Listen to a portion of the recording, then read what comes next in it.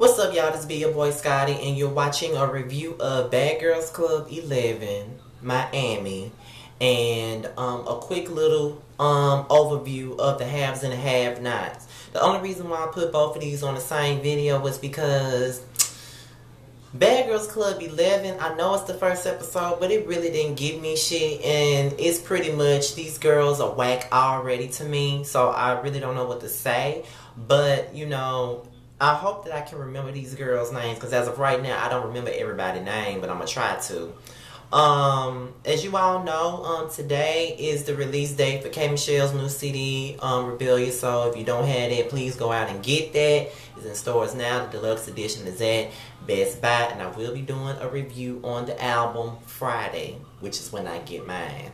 So, let's get into the review. Okay, so we're back in Miami, and you know, nothing really happened this episode, only towards the end. So what I'm probably going to do is I'm going to go through each girl, if I can remember their names, and say what I think about them, and if I like them, I don't like them, I'm not sure about them, or whatever. So, let me start off with Sarah. Sarah is the white chick from Riverdale, Georgia. If y'all are really into the internet like I am, pretty much, I remember Sarah. She was a part of Myth Hits, which is Toya Wright's husband. She was a part of his pilot for the reality show that he was pitching called Real Mistresses of Atlanta. She was a part of it, so they pretty much took a stock down from the very beginning. I saw her little thing last week when Oxygen was going into the mansion, and she's a part of a racist family. Her daddy don't like black people, but she dates black men, and you know, I think she has no filter. I think that she's about to cause a lot of problems in the house because she annoyed me pretty much the whole damn episode. But you know, it is what it is. That's Sarah. Mylan, is that her name? I don't like her. She's annoying, and her voice is annoying. All she talks about is Justin Bieber. You know, there's a lot of stuff in the media about me and Justin Bieber. Girl, I don't give a fuck who you fucking. And then she claims that she was fucking Rob Kardashian and J.R. Smith and all of them folks. But then she got up on Twitter saying that was editing, making it look like she slept with all those men. I don't know. I don't like her. And even in this episode, she was already instigating shit. So I don't like the bitch. Okay, so we get into Stephanie. Stephanie looks and sounds like Angie. I don't know if it's a Puerto Rican thing, but she looks and sounds like Angie. When I saw her on the last week's thing that Oxygen had with Chinely Nunn and Camilla, she was one of the girls that I liked. So I think I'm gonna like her at this point. So who have I talked about so far? The three people. It was Sarah, Horland, and Stephanie. Okay, Tiana is from Harlem, and it's something about Harlem girls that I like. I love their accents. I love the way they act. They are so rugged and raw, and I just like it. And from the looks of it, I think I might like her. But in this episode, I really wasn't feeling her that much, and I'm gonna tell you why when I get to it. But at my first glance, at the very beginning of the episode, I had it in my mind that I was gonna like her. You know what I'm saying? But we'll see. You know, whatever. But she kind of gave me a bad taste in my mouth this episode. Teresa, she's one of those tatted up girls, you know, the ones that people think is gothic, you know, one of those type of girls. And, you know, I think I'm gonna like her. She look like she keep it 100. She look like she is, you know, to herself. She really don't take no bullshit. So, you know, I think I'm gonna be feeling her a little bit. I seen her in the previews, and it looked like she's gonna be one of the girls that I like. Jazz Monet, that ghetto ass name, but I can't help but like her because she's really pretty. And you know, when she walked in the house, Sarah was like, "Oh, you are definitely not a man." I'm like, "Bitch, really?" So, I don't know. I think I'm gonna like Jazz Monet. I hope she's not a jumper hole, because I heard this is a jumper hole season. We got like 5 or 6 replacements this season, to my understanding. So, I hope she ain't no jumper hole, because I don't like bitches that jump people. I really don't. Unless a bitch really need their ass beat like them twins did. I don't really condone jumping. Tessa didn't like that weak bitch from the rip. Didn't like her. It seemed I was already tired of hearing about her motorcycle accident. I know that was a humbling experience for you, and I know that it changed your life. But girl, I got so tired of hearing about that shit. I already don't like Tess already, pretty much. I think that's everybody. Let me make sure that I'm not forgetting anyone. It was Sarah, Teresa, Tess, Stephanie, Jasmine, Tiana, and Mylan. Okay. Now, let me just get into a couple of things that I want to discuss. Some things that stood out, because not much really stood out. Okay, the girls went out to the club or whatever, and they was so pressed because Tess and Teresa didn't want to go to the motherfucking club. And this is my thing. Why are you so mad? Why a bitch gotta be a Debbie Downer just because they don't want to do what the fuck you want to do? You know what I'm saying? Like, you know, if there was a bad boys club and I was on this shit, and I'm not really a club person anyway, so I probably would have went just because everybody else going, because I don't really like clubs because, you know, it's pretty much because of my attitude. I'm very guarded. And you know, when I'm out, I always got my guard up. I always looking around, making sure ain't nobody trying shit with me. Because if a bitch step on my shoe, I'ma get mad. If a motherfucker push me, fall back on me, do whatever, I'ma get mad and it's gonna be a problem. So because of my attitude, I'm always with my guard up. So if I'm with some people that I know or semi-know, then I'll be fine. But I don't really like going to the club. But if I didn't want to go to the club, I wouldn't have went. You know what I'm saying? And I can't. They really can't. As much as Tess annoys me, I really thought that those girls was really being petty as fuck for being mad at the girl because she didn't want to go to the club. If she didn't want to go to the club, that's her motherfucking business. You know what I'm saying? So why y'all so motherfucking mad and pressed about a bitch that don't want to go to the club? Talking about she need to get out the house because she lying and she whack. Get the fuck out of here. Like, y'all can't dictate what nobody want to do. And then Tess ass ain't been in the house 3 hours yet and she already going home. Bitch, bye. Go home. Another Christine, go home. I can already tell that she wasn't built for that shit. You know what I'm saying? Like, girl, go home. Why are you even here talking about you don't like drama? If you don't like drama, why are you here? Because the Bad Girls Club is full of drama. And me, myself, personally, I don't like drama either. I like to watch it, but I'm not drama. I pretty much like to, I don't know why people think that when I get on a reality, if I ever get on a reality show, my ass is being all of the damn confrontation. Well, that's really the case. Really not the case. I'm not going to be in a lot of confrontation if I'm on a damn reality show, but I think that my mouth would get me in confrontation because if I'm, like, because I'm the type of person that if I see something that I feel like, say for instance, if I see somebody in the house, say for instance this was the Bad Boys Club and I see somebody in the house getting bullied, whether I like them or not, I'm going to address that shit. You know what I'm saying? Because I don't like that bullying shit. I was bullied in high school and middle school, so I don't like that bullying shit. So if I see somebody getting bullied, I'm going to say, look man, why the fuck y'all got to bully this dude? You know what I'm saying? Like, it's 3 of y'all, one dude. Why y'all got to fuck with him? If y'all don't like him, then that's y'all business. But why y'all got to bully him? Y'all see he ain't going to fight back. Leave the dude alone. And that might cause a confrontation. Or if I'm minding my own business and somebody come to me with some bullshit, then you know what I'm saying, I'm going to confront it. But it's not like I'm just going to go all out my way from confrontation for screen time. I'm not going to do all that. Because I'm pretty much a laid back person. I'm chill. I like to make people laugh. That's what I do. I say silly shit. Sometimes it's not always politically correct because I ain't got no filter. Pretty much like Sarah. But you know what I'm saying? You know, that's just who I am. So I'm not going to be looking for motherfucking drama like that. You know what I mean? So Tess leaves. And so now they go out to the club again in Jasmine. They go to the strip club. How you go to the strip club and you ain't got enough money?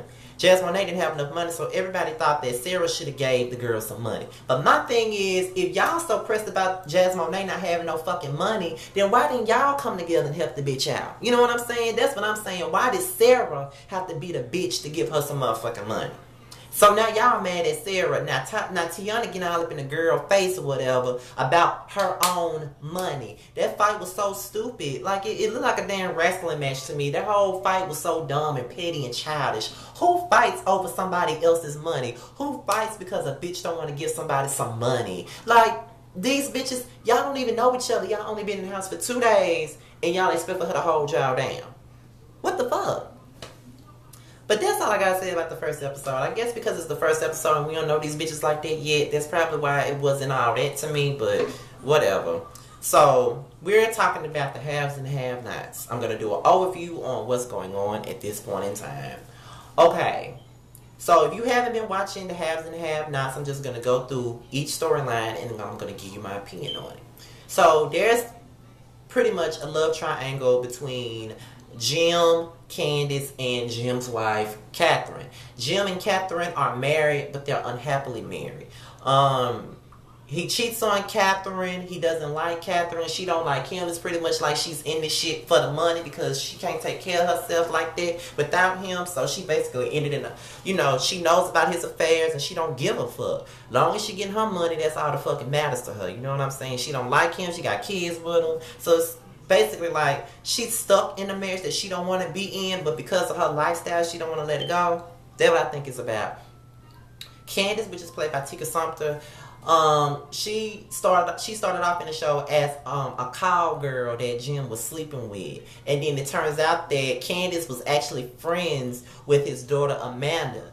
And from the very start, Jim's son Wyatt suspected some things about Candace. Suspected she was a slut bucket. Suspected that she was, sleeping with his daddy. So he already had, fire alarms going off about Candace from the very beginning. You know what I'm saying? But everybody was, not paying attention to it. And see, the thing was, not only is everybody intertwined with each other, you know what I'm saying? You got Candace and Jim sleeping together, but yet Candace don't even know that she friends with the man that she's sleeping with, daughter. And then on top of that, we find out that her mother is Hannah, the black maid who I affectionately call Slavna. She's the maid, and she doesn't have a relationship with Candace, so it's pretty much revealed that they're related, but nobody else in the house knows that they are related to each other. Pretty much Candace gave Slavna a hard time in life, so she pretty much don't want to have nothing to do with Candace, and she want Candace to leave, but Candace is sleeping with Jim. So, I think as of right now, Slavna doesn't know that that her daughter is sleeping with Jim. I don't think she knows. I think she has I think that she thinks that she is, but I don't think she knows that her daughter is sleeping with her boss, pretty much. Catherine has a black best friend by the name of Veronica. She came from the hood, but she grew up to be a bougie bitch. She's a kick-ass lawyer. She's stuck up as fuck. But I live for her because she gets to the bottom of every situation. When all these other motherfuckers in the show play dumb, she gets to the bottom of it. You know what I'm saying? And she also had an inkling about Candace from the very jump. You know what I'm saying? Pretty much. Candace and her brother Benny have a close-knit relationship that Slavna really doesn't like. Benny knows of the things that Candace has done, but yet he loves her anyway because that is his sister, which is understandable. We have Amanda, who is a psychopath. Has pretty much low self-esteem. She cuts herself. She's very suicidal.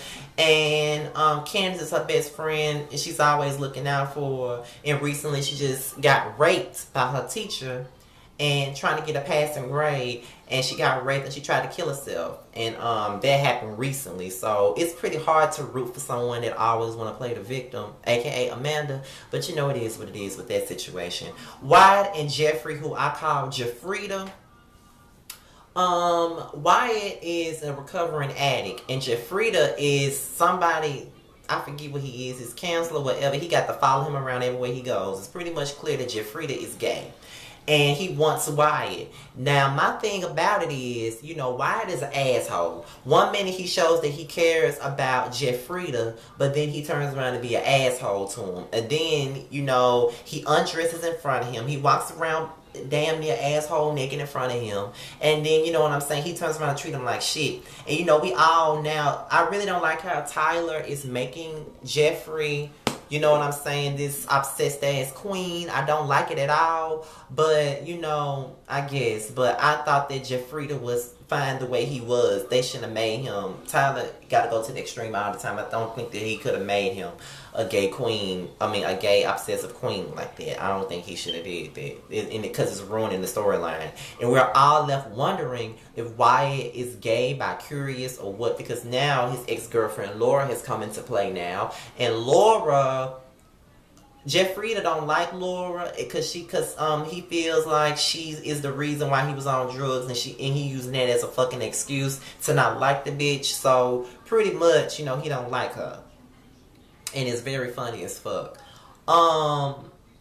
But Wyatt is really treating him like an asshole at this point, and I can't even be mad at Jeffrita for even feeling some type of way because he is giving him mixed signals. David is Jim's best friend and is Veronica's husband.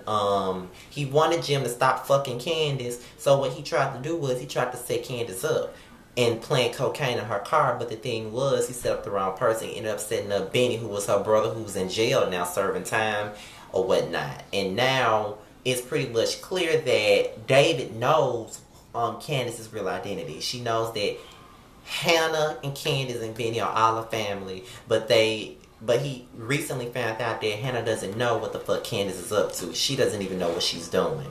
So everything is intertwined. Benny's father is back. He wasn't in his life, and Hannah does not want him to be a part of her children's life, pretty much. And Tyler Perry is doing very well with the cast because the guy that plays Benny looks just like the guy that plays his father. And, now that he found out that Benny is in jail, he wants to be there, but Hannah doesn't want him to be a part of his life. So we're going to see what's going on with that, because Hannah had a past herself, pretty much. Let's see, I hope I'm not forgetting anybody, because all I want to do is do an overview and catch everybody up on it, because I'm going to continue to do reviews until it's the end. But I think I pretty much covered everything. I hope I haven't forgotten anything about the haves and have-nots, but I hope y'all enjoyed this video pretty much. This is my review on Bad Girls Club 11, and this is my overview on the haves and have-nots. Y'all really need to stay tuned to the haves and have-nots. I think it's like 2 more episodes left, and it's going to be off the chain. So I'm going to let y'all know that my reviews on the haves and have-nots on these last 2 episodes will be much better than this, because it's like I just jump a lot of shit together. But you know what I'm saying, it is what it is. And I can't talk for too long when I got 2 shows on 1 video. So with that being said, y'all, I'm out of here, you guys. I'll be back tomorrow for my R&B Divas LA video, and on Thursday I will be here for my Big Brother video for the 8th eviction. And on Friday, when I get my Rebellious Soul album for K Michelle, I will be doing a review on K Michelle's new album, Rebellious Soul. I'm out of here, y'all. Peace.